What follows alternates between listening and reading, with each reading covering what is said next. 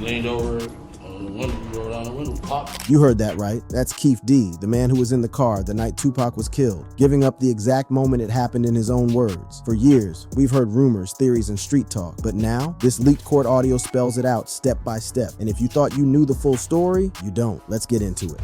When the street started talking.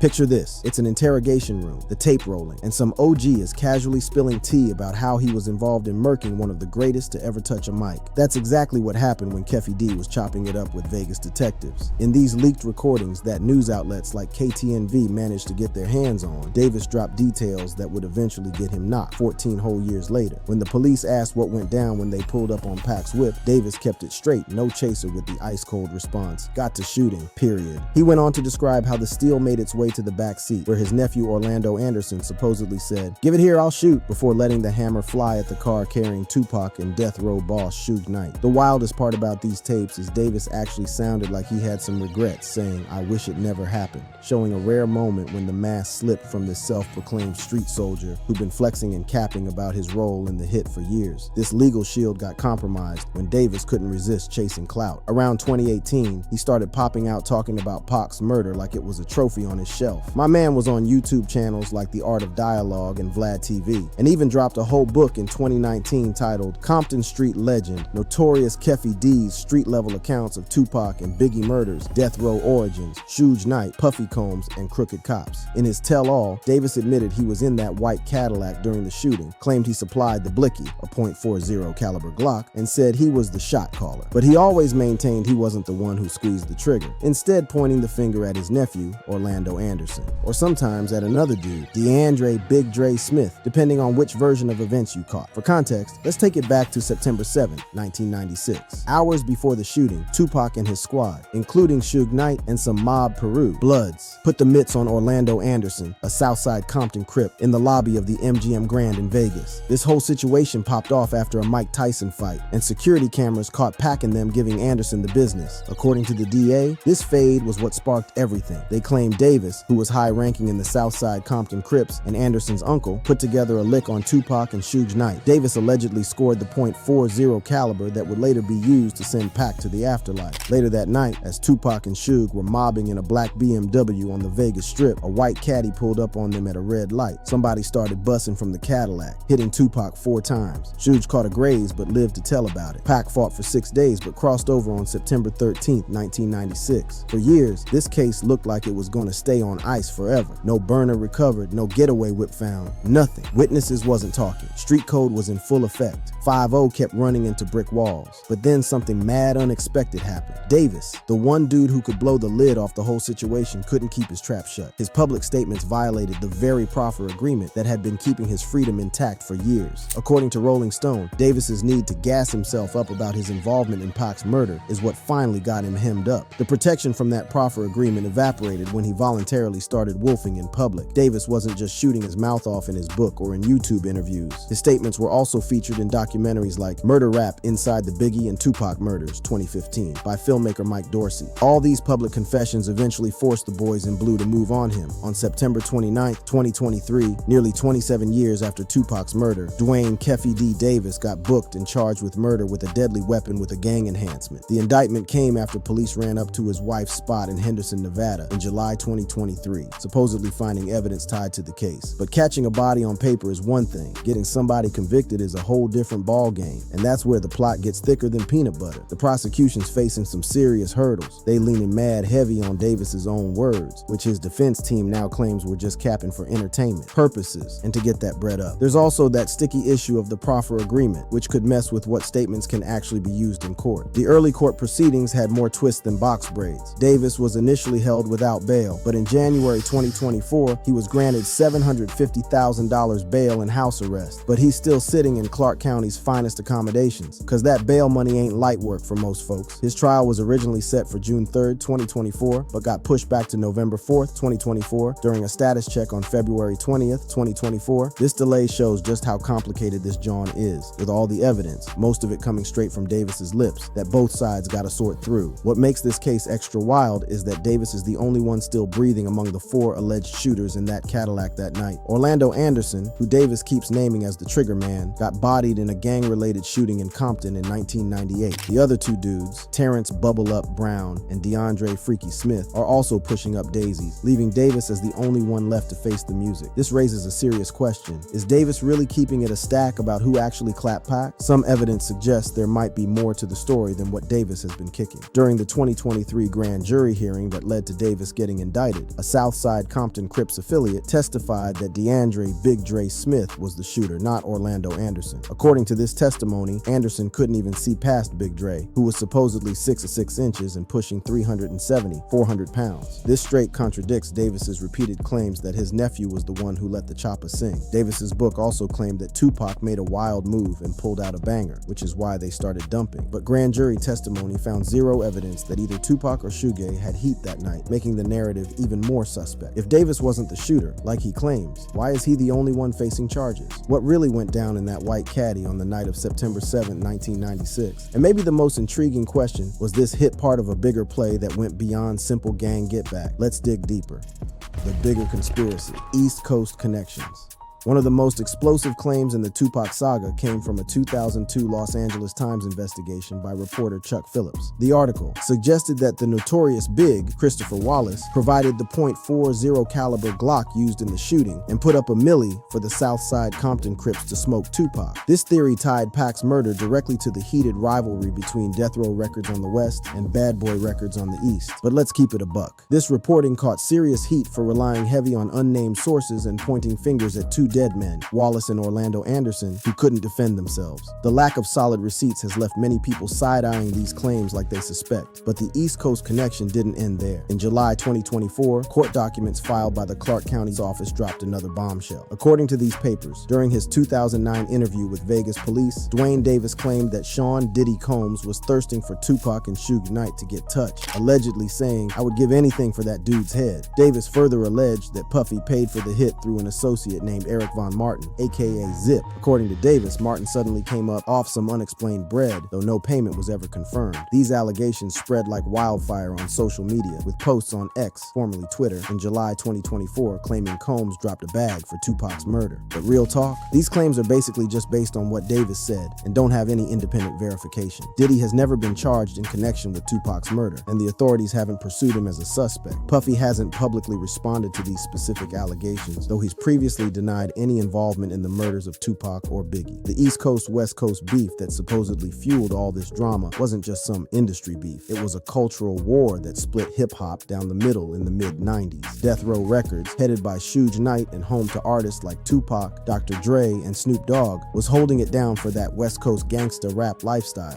Bad Boy Records, founded by Diddy and home to Biggie, represented that East Coast flavor. The beef between these two powerhouses was mad public and straight toxic. At the 1995 Source Awards, Suge Knight famously threw shots at Puffy on stage, saying, "Any artist out there that want to be an artist and stay a star and don't have to worry about the executive producer trying to be all in the videos, come to Death Row." This moment is often seen as when the beef really turned serious. Things got even more heated when Tupac accused Biggie and Puffy of being behind a 1994 robbery and shooting that left him wounded at Quad Studios in New York. Though no evidence connected them to the attack, Tupac's suspicions fueled a personal beef that played out in their music. Pac's brutal diss track, Hit 'Em Up, included direct threats against Biggie and claims that he had smashed Biggie's wife, Faith Evans. That's fighting words in any hood. The rivalry wasn't just between the artists, it extended to their respective gangs as well. Death Row Records had ties to the Mob Piru Bloods in Compton, while various accounts suggest Bad Boy had connections to Crip sets on the East Coast. This gang element added a deadly dimension to what might otherwise have stayed a war of words on wax. Given all this context, it's not hard to see why theories connecting Pac's murder to East Coast figures got traction. But the evidence supporting these theories is still thinner than a hood rat's patience, relying mostly on hearsay, anonymous sources, and Davis's inconsistent statements. Another controversial figure in the Tupac murder narrative is Marion Suge Knight himself. Knight, the big boss at Death Row Records, was driving the BMW when Tupac got hit. He caught a graze but survived the attack. While you might think this would clear him as a suspect, conspiracy theories about his involvement have been floating around for years. Some of these theories, including a claim on social media in April 2024 1995, alleged Knight told former LAPD detective Russell Poole that Reggie Wright Jr., death row's security chief, orchestrated Tupac's murder. These claims don't have any solid proof and are based on unverified statements. Knight's affiliation with the mob Piru Bloods, who were beefing with the Southside Compton Crips, makes his involvement in a conspiracy against his own artist and himself seem like a whole lot of cap. Nevertheless, his controversial rep and the mysterious circumstances surrounding the murder have kept the speculation alive. Currently, Knight is doing a 28-year bid in California for a 2015 manslaughter conviction unrelated to the Tupac case. He hasn't been charged in connection with Tupac's murder, and allegations against him remain mostly speculation. But let's get back to what we do know. The prosecution's theory centers on a straightforward motive: get back. According to this narrative, the Southside Compton Crips, led by Dwayne Davis, were out for revenge after Tupac and members of the mob Piru Bloods jumped Orlando Anderson in the MGM Grand lobby earlier that night. The fade, caught on security cameras, happened after Anderson allegedly snatched a Death Row Records chain from one of Knight's homies. When Tupac spotted Anderson in the lobby, he confronted him, leading to a quick but violent beatdown that got broken up by hotel security. Hours later, according to prosecutors, Davis and his crew spotted Tupac and Knight in a black BMW at a red light on the Vegas Strip. The white caddy pulled up alongside them, and shots rang out, hitting Tupac multiple times. This revenge motive makes sense with typical gang politics and doesn't necessarily need East Coast rap figures or elaborate conspiracies to make sense. It's a simpler explanation that accounts for the known facts without relying on unproven allegations. However, the case against Davis isn't without its issues. For one, there's no physical evidence directly connecting him or any of his associates to the crime. The banger was never recovered, and the white Cadillac used in the drive-by has never been found.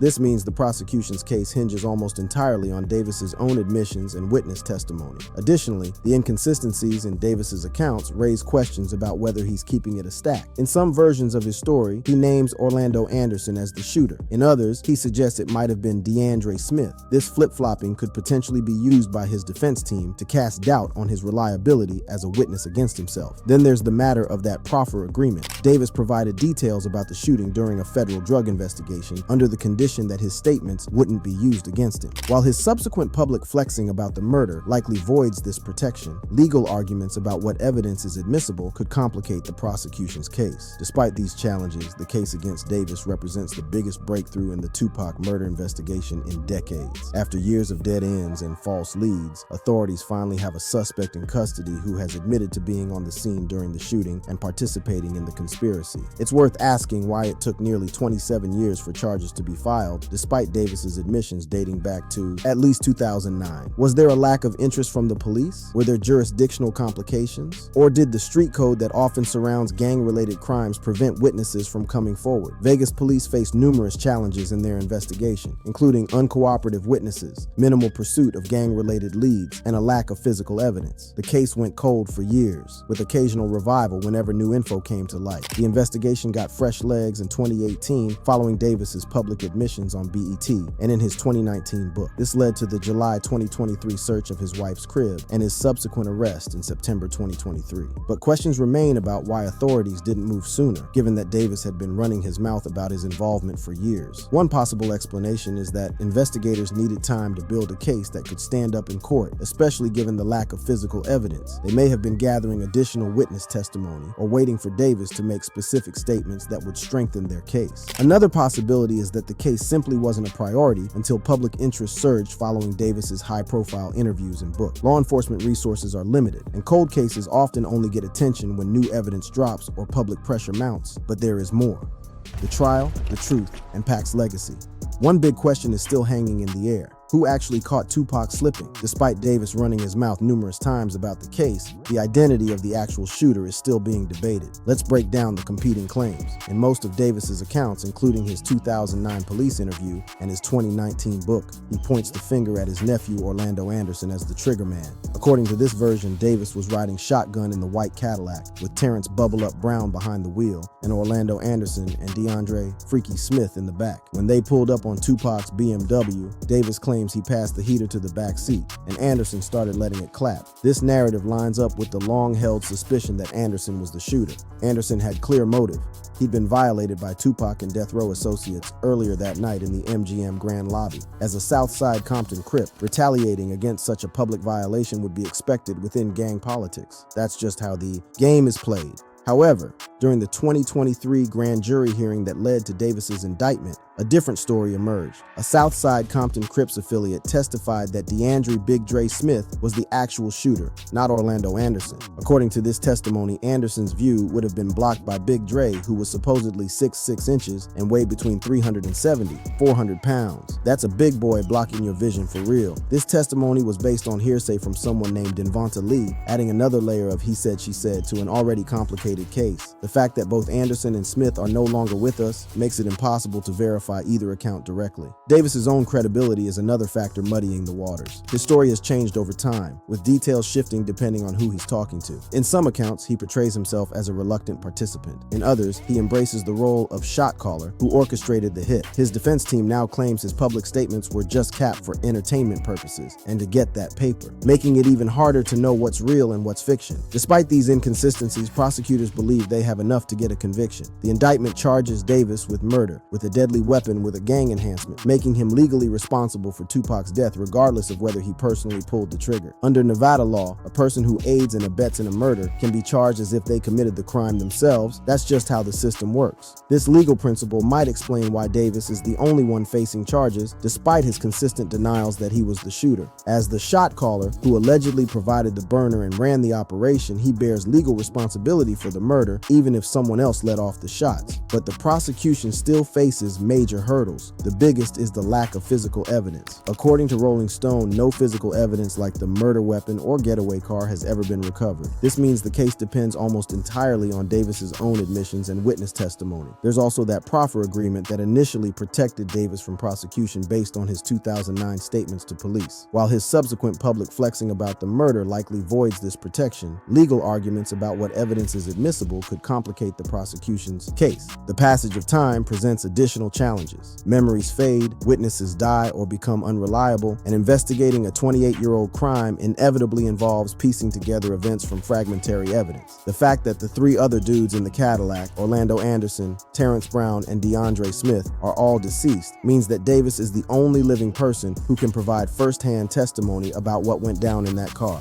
As the trial approaches, it's worth thinking about why this case continues to grip public imagination nearly 3 decades after the crime. Part of the answer lies in Tupac's enduring cultural significance. As Clark County Sheriff Kevin McMahill put it, Tupac is one of those people that sort of transcends his own death. Tupac Shakur wasn't just another rapper. He was a cultural icon whose influence went way beyond music. His complex persona, part poet, part revolutionary, part street soldier, connected with fans from the projects to the suburbs. His lyrics addressed issues of poverty, racism, police brutality, and hood struggles with an authenticity and passion that made him a voice for anybody who felt the system was against them. His murder at the age of 25 cut short a career that was still evolving. In the years since his death, his legend has only grown stronger, with posthumous albums, documentaries, books, and even a hologram performance keeping his legacy alive. For many fans, solving his murder represents a form of justice long delayed. The case also continues to fascinate because it intersects with broader cultural narratives: the East Coast-West Coast rivalry, the dangerous intersection of music and gang culture, and the conspiracy theories that often surround the deaths of iconic figures. The fact that Tupac's murder was followed 6 months later by the killing of his rival, the Notorious Big, in a drive-by in Los Angeles only deepened the mystery and fueled speculation about connected conspiracies.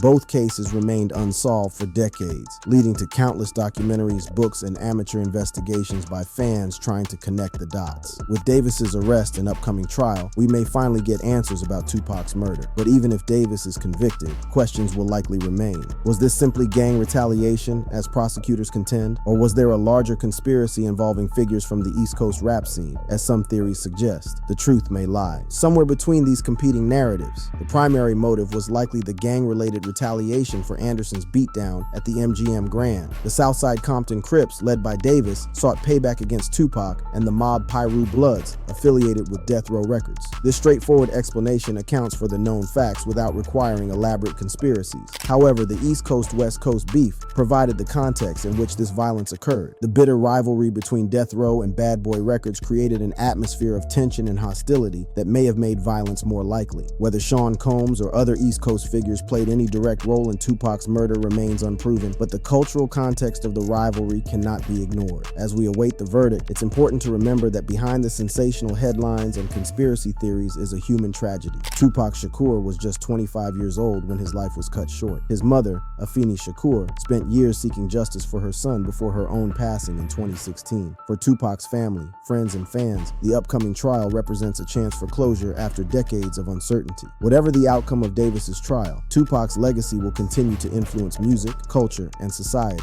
His authentic voice, his passionate advocacy for social justice, and his complex, contradictory persona ensure that he remains relevant even to generations born after his death. In his short life, Tupac created art that spoke to the struggles and aspirations of marginalized communities. He confronted uncomfortable truths about American society and challenged his listeners to think critically about systems of oppression. His music, poetry, and films continue to inspire artists and activists worldwide, from the block to the boardroom. Perhaps the most fitting tribute to Tupac's legacy is not just solving his murder, but continuing the conversations he started about inequality, racism, police brutality, and the struggles of inner city life. These issues remain as relevant today as they were when Tupac addressed them in tracks like Changes and Brenda's Got a Baby and Dear Mama. As we wrap up our examination of this case, we're left with a complex picture of a crime that reflected the tensions and conflicts of its era. The murder of Tupac Shakur wasn't just the killing of a rap star, it was a cultural inflection point that highlighted the dangerous intersection of music, gang culture, and commercial interests. The trial of Dwayne "Keffe D. Davis may provide legal closure to this long unsolved case, but Tupac's influence transcends the circumstances of his death. His art, his ideas, and his indomitable spirit continue to resonate with audiences worldwide, ensuring that his legacy will endure regardless of what happens in that courtroom. In the end, perhaps the most important aspect of this case is not just figuring out who pulled the trigger on that September night in Vegas, but understanding the cultural forces that led to such violence and working to create a world where young artists can express themselves without fear of deadly reprisals.